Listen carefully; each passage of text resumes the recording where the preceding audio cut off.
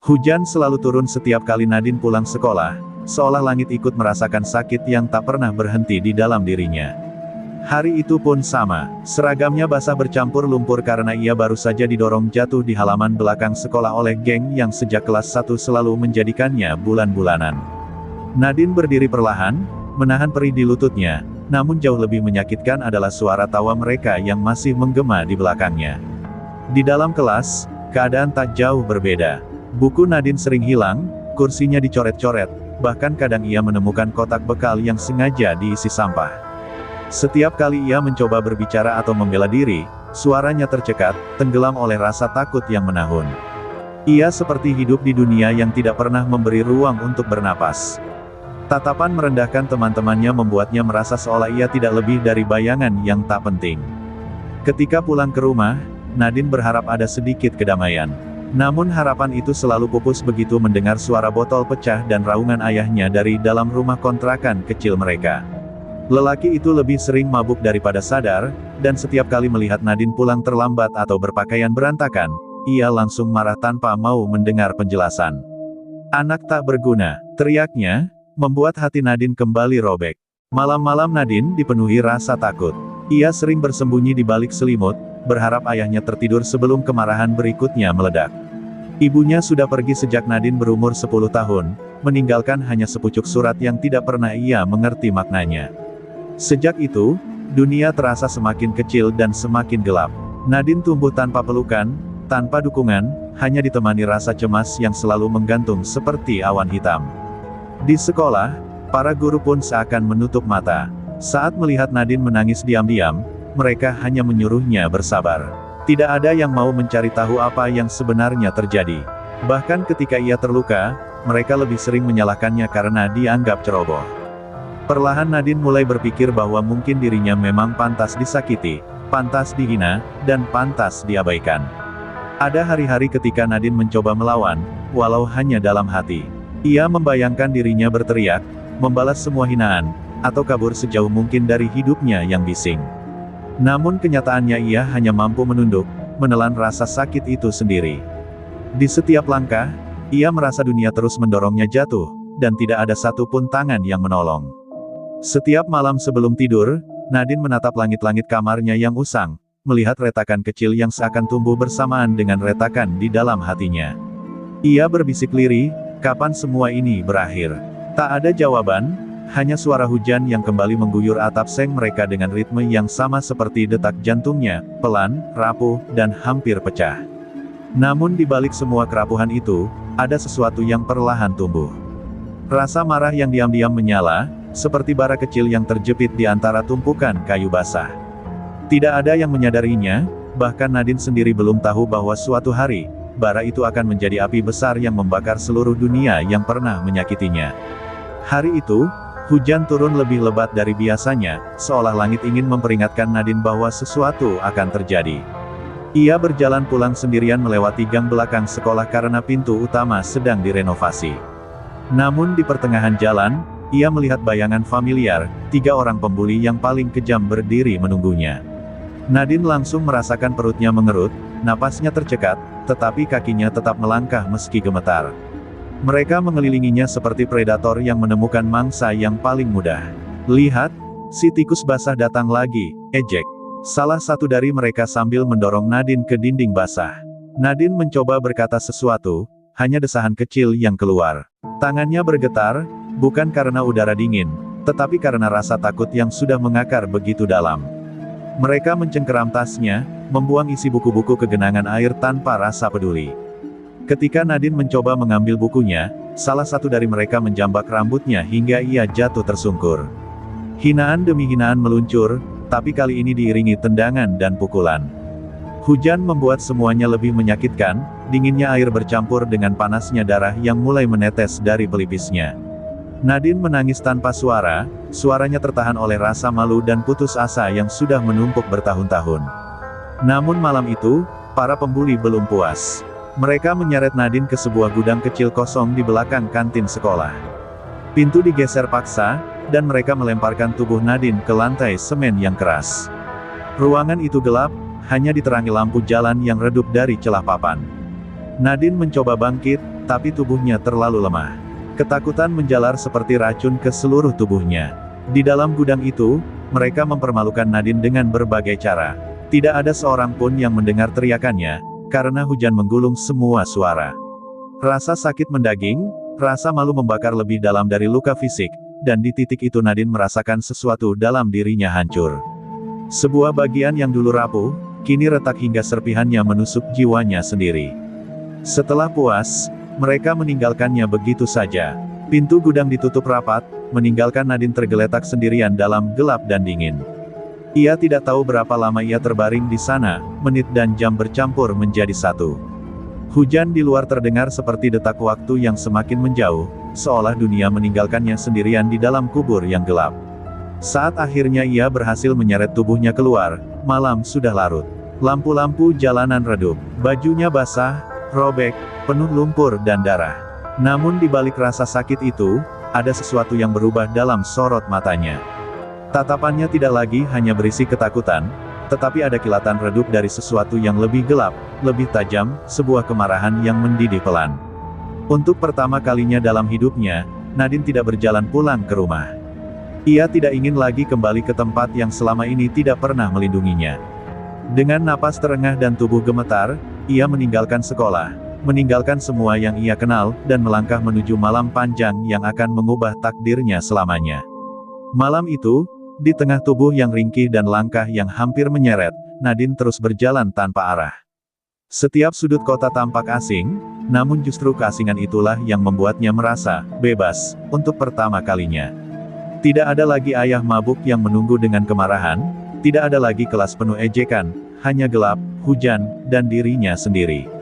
Tapi tubuhnya tak mampu bertahan lebih lama, rasa pusing datang mendadak, dan pandangannya mulai kabur. Ketika ia hampir roboh di persimpangan jalan kumuh, sebuah motor berhenti mendadak di dekatnya. Seorang pria berjaket hitam dengan tato di leher dan sorot mata tajam menatapnya lama, seolah sedang menilai apakah gadis itu masih hidup. "Hei, kamu kenapa?" Suaranya berat, namun bukan nada meremehkan seperti yang biasa Nadine dengar. Gadis itu mencoba menjawab, tapi hanya suara serak yang keluar sebelum tubuhnya benar-benar tumbang. Pria itu, Rama, langsung sigap menangkapnya. Ia melihat luka-luka di wajah Nadine, kondisi bajunya yang robek, dan tubuhnya yang gemetar menggigil. Satu hal yang Rama tahu pasti, seseorang telah melakukan sesuatu yang keji. Tanpa pikir panjang, ia mengangkat tubuh Nadine dan membawanya ke markas kecilnya, sebuah ruko kosong yang dijadikan tempat anak-anak jalanan dan preman berkumpul. Tempat yang bagi banyak orang dianggap sarang masalah, namun bagi Nadine, itu akan menjadi tempat kelahirannya yang kedua. Ketika Nadine sadar, ia terkejut berada di ruangan asing dengan lampu kedap-kedip. Bau rokok dan minyak mesin memenuhi udara. Di sudut ruangan, Rama sedang merokok sambil memperhatikan dirinya dengan ekspresi sulit diartikan. "Akhirnya bangun juga," katanya pelan. Nadine refleks memeluk dirinya, takut, bingung, dan siap lari. Tapi Rama mengangkat tangan, memberi tanda ia tak bermaksud menyakiti. "Santai, kamu aman di sini." Nadine tidak percaya begitu saja. Tidak ada satupun orang di hidupnya yang pernah memberinya rasa aman. Ia menatap Rama dengan mata yang penuh trauma dan kebingungan. "Kenapa? Bantu aku." Suaranya sangat pelan, hampir tenggelam dalam dentingan hujan di luar. Rama mengembuskan asap rokok sebelum menjawab, "Karena aku tahu wajah seseorang yang baru saja kehilangan semuanya." Keheningan menyelimuti ruangan. Nadine merasakan sesuatu bergetar di dalam dadanya, entah itu ketakutan atau kelegaan kecil yang selama ini ia cari. Rama lalu mengambil kain bersih dan perlahan membersihkan luka di pelipisnya. Tidak ada sentuhan kasar, tidak ada kata-kata merendahkan. Gerakannya perlahan membuka celah di dinding emosional Nadine yang selama ini dipenuhi duri. Namun Nadine tahu, dunia tempat ia terbangun ini bukanlah dunia normal. Ada mata-mata tajam yang mengawasinya dari sudut ruangan lain, ada suara tawa keras anak-anak jalanan yang terbiasa hidup di antara kekasaran. Tempat ini keras, tapi entah mengapa, tidak setajam luka-luka yang telah ia terima di masa lalu. Dunia gelap ini, terasa lebih jujur. Di malam itu, ketika hujan akhirnya berhenti, Nadine duduk diam di lantai ruko sambil memeluk lutut. Rama berdiri di sampingnya, tidak memaksa bicara. Justru dalam diam itu, sebuah keputusan kecil terbentuk di dalam diri Nadine, ia tidak akan kembali. Tidak ke rumah, tidak ke sekolah, tidak ke kehidupan lamanya yang hanya memberinya rasa sakit. Tanpa ia sadari, langkah pertamanya menuju dunia baru, dunia yang keras, penuh kekerasan, namun memberi kesempatan untuk melawan, telah dimulai.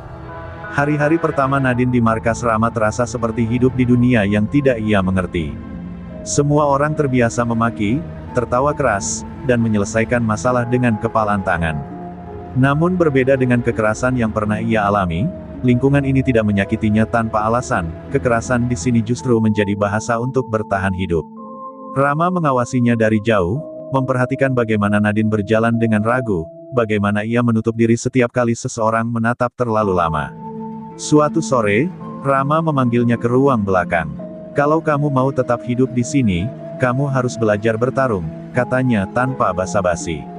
Nadine tertegun. Ia tak pernah membayangkan dirinya menggunakan kekuatan, apalagi untuk melawan. Baginya, tubuhnya selalu menjadi objek pukulan orang lain. Namun Rama menatapnya dengan tajam. "Dunia nggak peduli kamu lemah atau tidak. Kalau kamu nggak mulai melawan, kamu akan hancur lagi." Latihan pun dimulai, dan itu bukan latihan biasa. Rama mengajarinya dasar-dasar bertahan, memukul, mengunci lengan, bahkan cara membaca gerakan lawan. Setiap pukulan yang ia coba lakukan terasa canggung dan lemah. Beberapa kali ia jatuh terjerembab ke lantai, pipinya membentur matras keras. Tapi setiap kali ia bangkit, ada perasaan baru yang muncul, kemarahan yang selama ini ia tahan, perlahan mulai mencari jalan keluar. Rama tidak pernah mempermudahnya. "Bangun," katanya setiap kali Nadine jatuh. Lagi, Nadine mengira ia akan menyerah setelah beberapa hari, namun tubuhnya membiasakan diri. Rasa sakit menjadi bagian dari rutinitas. Napas yang terengah menjadi hal biasa. Ada malam-malam ketika ia menangis diam-diam karena tubuhnya penuh memar, tapi untuk alasan yang tidak ia pahami, ia terus kembali besoknya. Di sela latihan, Rama melihat sesuatu tumbuh dalam diri gadis itu. Setiap pukulan Nadine semakin terarah, setiap tatapannya makin tajam. Tidak ada lagi kepanikan yang membuatnya mundur setiap kali ada tangan terangkat di dekatnya. Yang ada justru sorot mata kosong yang perlahan berubah menjadi fokus, dan terkadang, kilatan gelap yang membuat Rama sendiri sedikit waspada. Suatu hari, Rama menyuruh salah satu anak buahnya, Benny, untuk mengujinya. Benny adalah preman keras kepala yang tidak suka melihat Nadine di markas. Mereka berhadapan di tengah ruangan. Ketika Benny mencoba mendorongnya seperti biasa, sesuatu dalam diri Nadine meledak. Ia menepis tangannya, menghantam ulu hatinya, dan sebelum ia sadar, Benny sudah tersungkur sambil terbatuk keras. Semua orang terpaku, termasuk Nadine sendiri.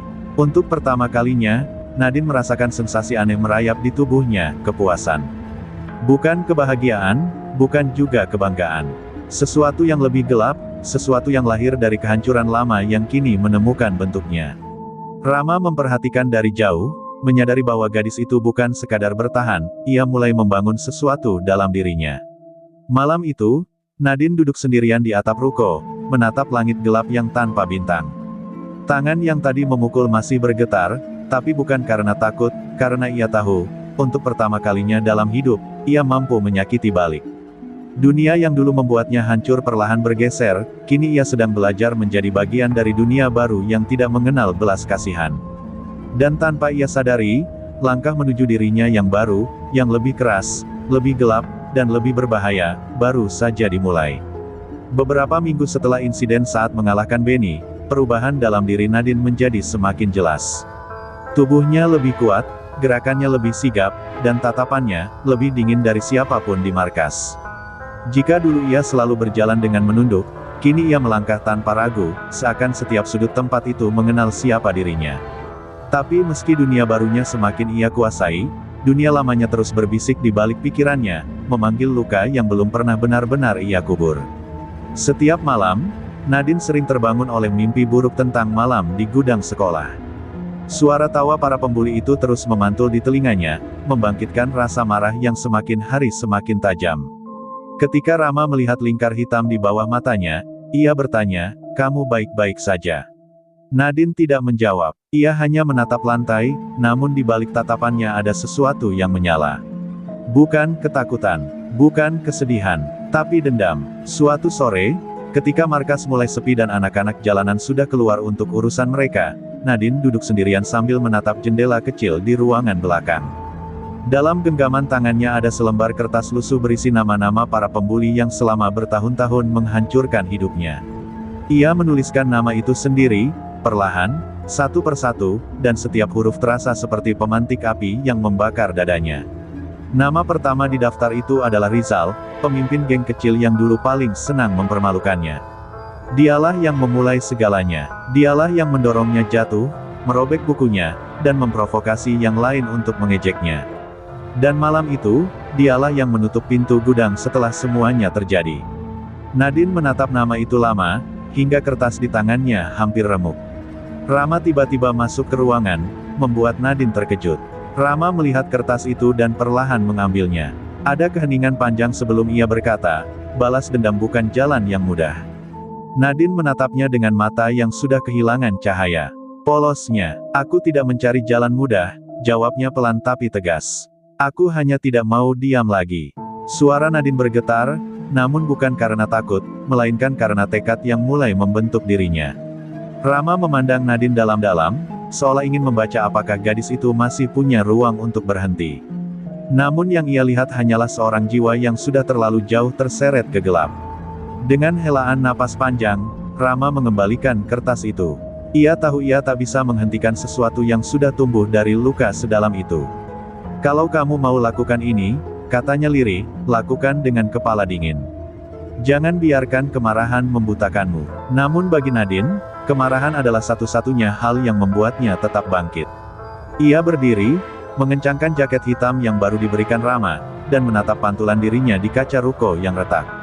Dalam pantulan itu, ia tidak melihat lagi gadis ketakutan yang dulu selalu ditindas. Yang ia lihat adalah seseorang yang siap membalas setiap luka yang pernah ia terima. Malam itu, Nadine melangkah keluar markas untuk pertama kalinya sebagai seseorang yang baru. Jalanan gelap dipenuhi lampu remang dan suara motor yang lewat cepat. Hujan baru saja berhenti, meninggalkan aroma tanah basah yang menempel di udara. Di tangannya, ia menggenggam daftar nama itu erat, seolah itu adalah kunci menuju kebebasan. Tapi jauh di dalam hatinya, ia tahu, balas dendam bukan jalan kembali. Ini adalah jalan tanpa pulang, dan sekali ia mulai, tidak ada lagi yang bisa menghentikannya. Sejak malam ia membawa daftar itu keluar markas, langkah Nadine berubah. Ia mulai sering pergi sendirian tanpa mengatakan apapun kepada Rama atau anak buah lain. Dalam gelapnya lorong-lorong kota, Nadine mempelajari ritme kehidupan jalanan, siapa yang berkuasa, siapa yang diperbudak, siapa yang harus diam, dan siapa yang harus dipukul duluan agar tidak terlambat. Bibirnya jarang berbicara, tapi matanya merekam semuanya, setiap ancaman, setiap celah, setiap ketakutan orang lain. Semakin ia melihat dunia luar, semakin ia sadar betapa kuatnya seseorang bisa menjadi, ketika tidak lagi takut mati. Suatu malam, sebuah kelompok preman dari wilayah lain mencoba merampas barang-barang di markas Rama. Mereka datang dengan pisau, rantai, dan tawa yang meremehkan. Namun sebelum Rama turun tangan, Nadine melangkah ke depan. Tanpa banyak bicara, ia menghadapi salah satu dari mereka. Dalam hitungan detik, Nadine menangkap lengan pria itu, memutarnya, dan menghantamkan lutut ke perutnya. Suara tubuhnya jatuh ke tanah membuat semua orang terdiam. Nadine menatap mereka tanpa gentar, tatapan yang tidak lagi mengenal belas kasihan.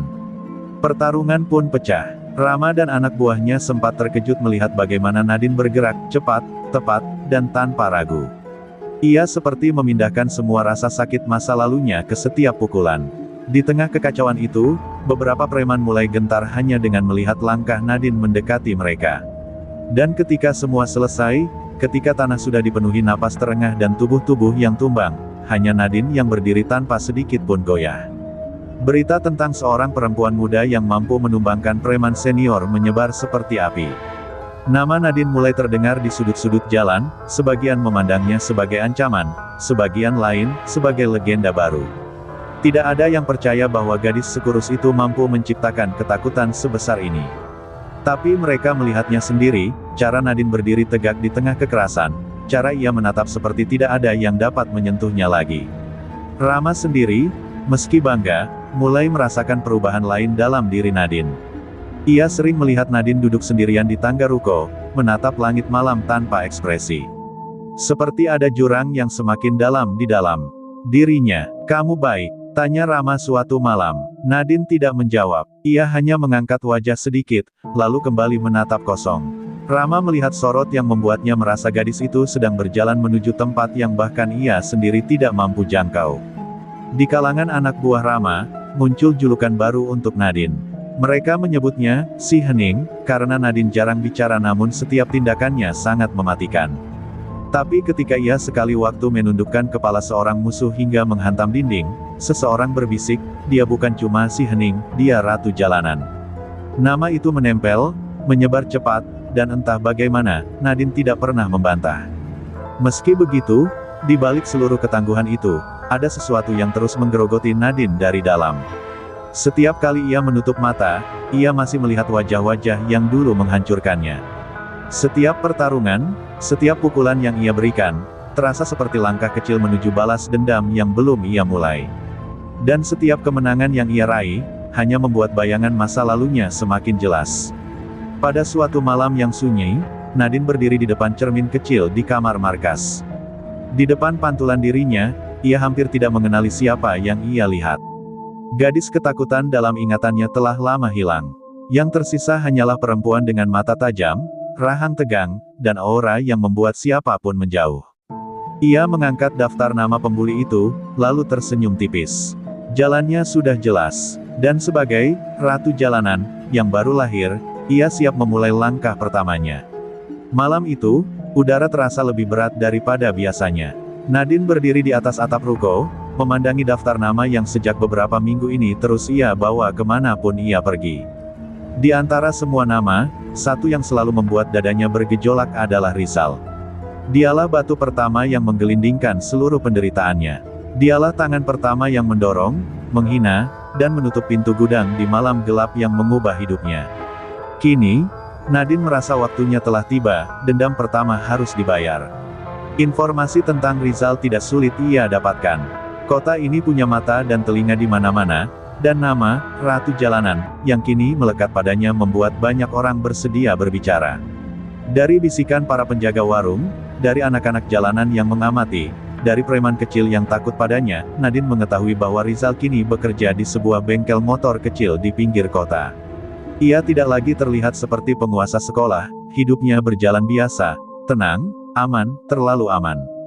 Itu membuat Nadine ingin mengguncang dunianya. Ketika Nadine melangkah ke arah bengkel itu malam hari, rasa dingin merayap di tubuhnya. Bukan karena takut, tetapi karena ketenangan yang justru membuatnya merasa lebih hidup.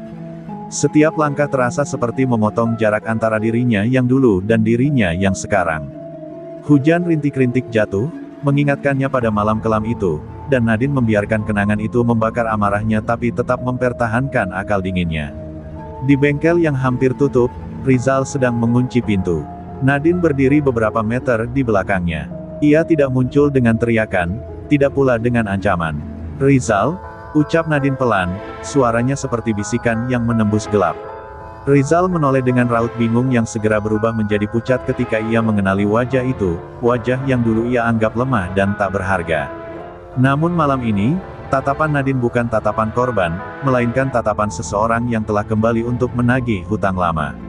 Rizal mundur, panik, tergagap menanyakan apa yang Nadine inginkan. Namun Nadine tidak menjawab. Ia melangkah perlahan, seolah memberi waktu bagi Rizal untuk mengingat semua yang pernah dilakukannya. Ketika punggung Rizal membentur pintu bengkel, ketakutannya tumpah begitu saja. Itu dulu cuma bercanda. Nadine, kita masih anak-anak. Aku, ucapnya terbata. Nadine hanya memiringkan kepala, menatapnya dengan datar. Anak-anak, gumamnya, kalau begitu, kenapa aku yang harus tumbuh besar sendirian menanggung akibatnya?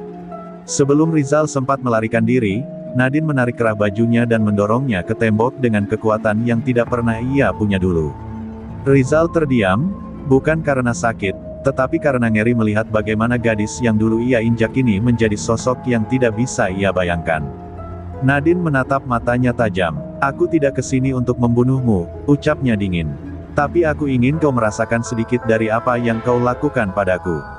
Nadine melepaskannya, membiarkannya jatuh dan merasakan takut yang dulu ia tanam dalam diri Nadine bertahun-tahun. Rizal hanya bisa terdiam, terjatuh lemah di lantai, sementara Nadine berdiri menatapnya seperti hakim yang telah menjatuhkan putusan. Ia tidak perlu melakukan lebih dari itu.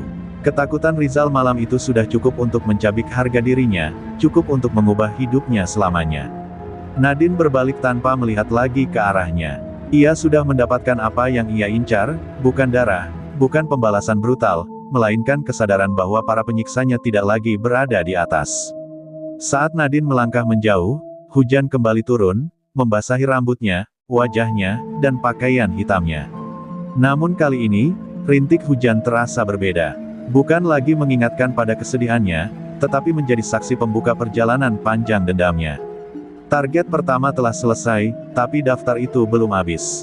Langkah Nadine di malam basah itu adalah langkah seorang yang baru saja memulai perang pribadi, perang yang tidak akan berhenti sampai semua luka masa lalunya terjawab. Hujan malam itu masih menempel di tubuh Nadine ketika ia memasuki rumah kecil yang selama ini menjadi tempatnya beristirahat. Lampu redup di ruang tamu memantulkan bayangan tubuhnya yang tampak lebih dingin dibanding sebelumnya.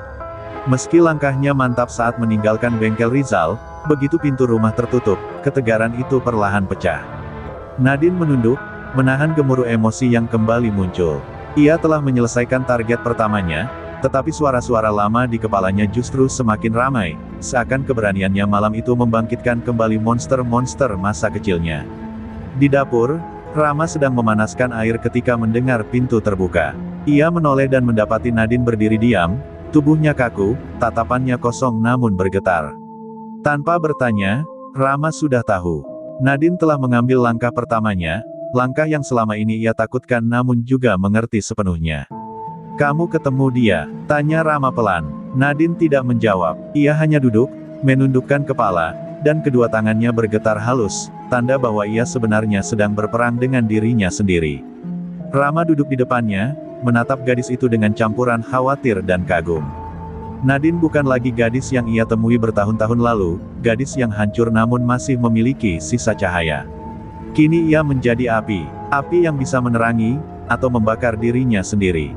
"Nadine," ucap Rama, suaranya penuh kehati-hatian, "balas dendam itu nggak salah.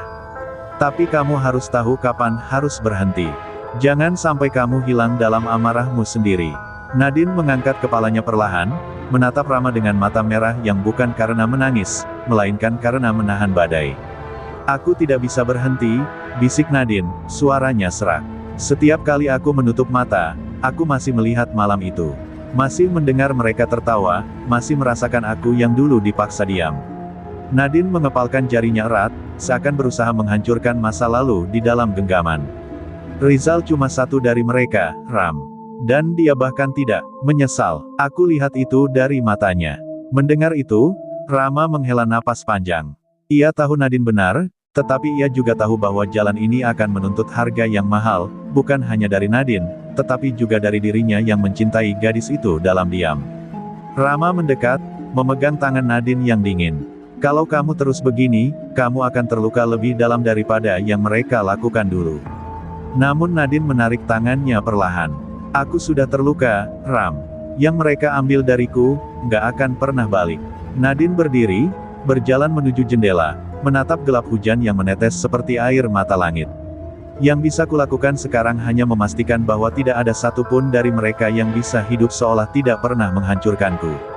Keheningan mengisi ruangan. Rama ingin menghentikannya, ingin memeluknya, ingin membuat Nadine percaya bahwa hidup tidak harus menjadi ladang perang. Tetapi ia tahu dirinya bukan siapa-siapa dibanding luka masa lalu Nadine yang terlalu dalam. Ia hanya seseorang yang mencoba berada di sisinya, meski Nadine mungkin tidak pernah melihatnya sebagai pelabuhan terakhirnya. "Kalau begitu," ucap Rama akhirnya, "izinkan aku berada di dekatmu. Biar kalau kamu jatuh, ada yang menangkapmu." Kata-kata itu membuat Nadine menutup mata sejenak. Ada rasa hangat yang menyelinap, namun juga rasa takut.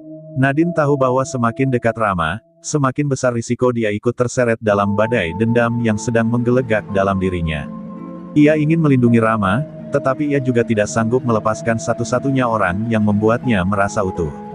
"Aku nggak mau kamu ikut terluka," gumam Nadine. Terluka bersamamu lebih baik daripada melihatmu hancur sendirian, jawab Rama tanpa keraguan. Pada akhirnya, Nadine tidak berkata apa-apa lagi.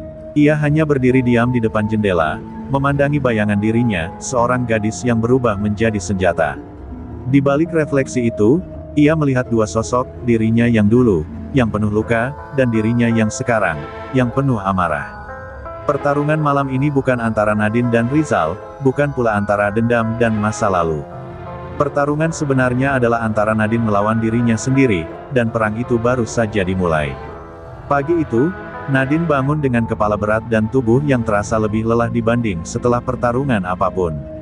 Bukan karena fisik, tetapi karena pikirannya yang terus berperang semalaman. Bayangan Rizal yang berlutut ketakutan, bayangan dirinya yang berdiri sebagai sosok yang tak lagi lemah, semuanya berputar tanpa henti di dalam kepalanya. Ketika ia menatap cermin kecil di atas wastafel, ia melihat sosok yang semakin asing, mata yang dulu penuh ketakutan kini dipenuhi amarah yang belum padam. Nadine menarik napas panjang, mencoba meredam suara-suara yang terus memanggil dari masa lalu. Rama keluar dari kamar belakang, masih mengenakan kaos hitam sederhana. Ia menatap Nadine yang berdiri terpaku. "Kamu tidur?" tanyanya meski ia sudah tahu jawabannya. Nadine tidak menoleh. "Aku mencoba," balasnya. Ada jeda panjang sebelum ia berkata lagi, "Aku tahu siapa target berikutnya." Rama terdiam. Ia sudah menduga bahwa momen ini akan datang lebih cepat dari yang ia inginkan. Ia berharap Nadine memberi dirinya waktu untuk bernapas, tetapi dendam tidak pernah memberi ruang untuk istirahat. Nama itu kembali muncul dari masa lalunya, Dika. Satu dari 3 orang yang dulu paling aktif menyiksa Nadine ketika ia masih SMA. Lelaki yang selalu tertawa paling keras, yang paling suka mendokumentasikan penderitaannya, yang paling senang melihatnya menangis. Di antara semua luka yang diberikan ketiganya, luka dari Dika adalah yang paling membekas, bukan karena fisik, tetapi karena ia yang selalu berbisik, "Gak ada yang akan percaya kamu.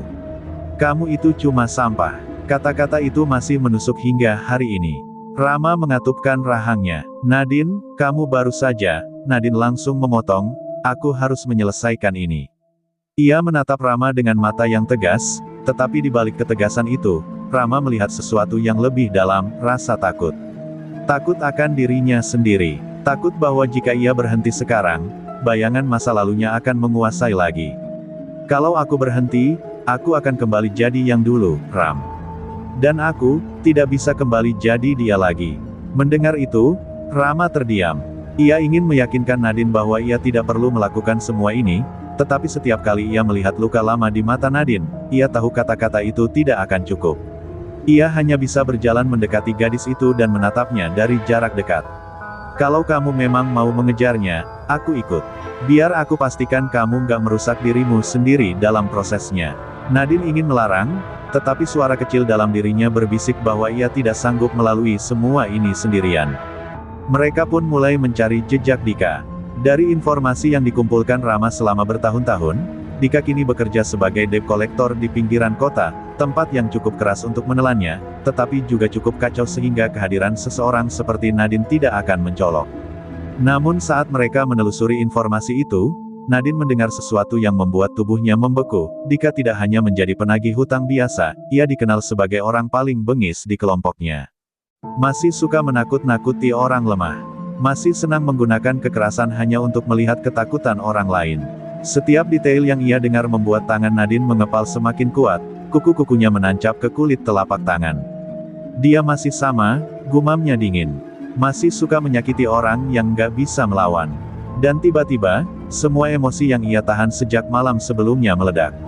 Ia bukan hanya marah karena masa lalu, ia marah karena tahu ada orang lain yang sedang merasakan apa yang dulu ia rasakan. Seakan luka lama itu tidak hanya belum sembuh, tapi justru robek kembali dan berdarah lebih deras. Malam itu, Nadine berdiri di tepi atap ruko bersama Rama. Kota di bawah terlihat redup, lampu-lampu jalan berpendar lembut, kontras dengan badai dalam dirinya. "Besok," kata Nadine pelan namun penuh tekad. "Besok aku akan bertemu dia." Rama meliriknya, memahami bahwa tak ada kata yang bisa menghentikan perjalanan ini. Ketika angin malam menyapu rambutnya yang basah, Nadine menutup mata dan membiarkan satu kalimat mengisi seluruh dirinya, "Ini bukan sekadar balas dendam, ini perang yang sudah lama menunggu untuk diselesaikan." Keesokan harinya, suasana kota terasa lebih sunyi dari biasanya, atau mungkin hanya Nadine yang merasakannya demikian. Pagi itu udara dingin, namun langkahnya terasa berat bukan karena cuaca, melainkan karena beban pertemuan yang telah ia tunda bertahun-tahun. Dika, nama itu sendiri sudah cukup untuk membuat napasnya tercekat. Rambut Nadine tergerai berantakan tertiup angin, namun tatapannya tajam, seolah matanya telah menghapus semua keraguan yang ia miliki semalaman. Hari ini, ia tidak hanya mengejar bayang-bayang masa lalu, ia datang untuk mengakhirinya. Rama berjalan setengah langkah di belakangnya, mengawasi setiap sudut jalan. Mereka menuju sebuah gudang tua di pinggiran kota, tempat kelompok penagih hutang itu biasa berkumpul. Begitu memasuki area tersebut, aroma minyak dan besi tua menyambut mereka. Dari kejauhan, terdengar suara tawa kasar para pria yang sedang minum sambil bercanda. Nadine mengenali cara mereka tertawa, keras, sombong, dan tanpa rasa hormat pada siapapun. Suara seperti itu pernah menghancurkan hidupnya dulu. Kini, suara itu justru menyalakan bara dalam dadanya. Ketika mereka semakin dekat, Rama memberi isyarat agar Nadine menjaga jarak, namun Nadine justru melangkah maju, tanpa ragu. Dan di sanalah ia melihatnya, Dika. Tubuhnya lebih besar, ototnya lebih terbentuk, namun wajahnya tetap sama, senyum congkak yang ia kenal betul. Lelaki itu sedang memaksa seorang pemuda melunasi utang, mendorongnya ke dinding